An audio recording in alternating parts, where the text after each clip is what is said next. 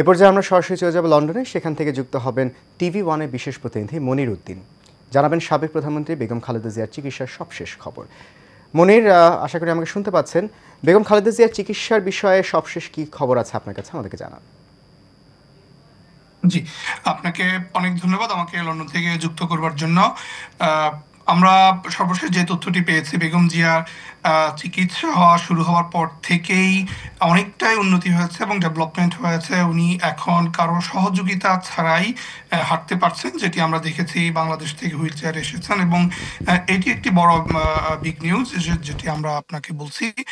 গতকাল থেকে উনি নিজে কারো সহযোগিতা ছাড়াই হাঁটা শুরু করেছেন এবং তাকে ফিজিওথেরাপিটি দেওয়া শুরু করেছে, যেটি তার সকল যে অন্যান্য অসুবিধাগুলো রয়েছে এইগুলোকে রিকভারি করতে সহযোগিতা করছে ফিজিওথেরাপিটি।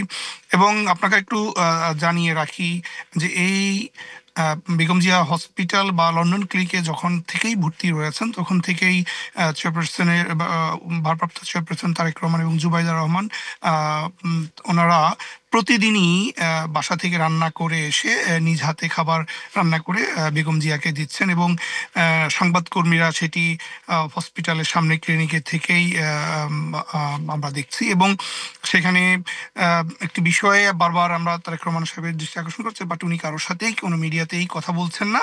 বাট উনি বলছেন যে সবাই দোয়া করতে, যার যার অবস্থান থেকেই বেগম জিয়ার জন্য দোয়া চেয়েছেন জনাব তারেক রহমান।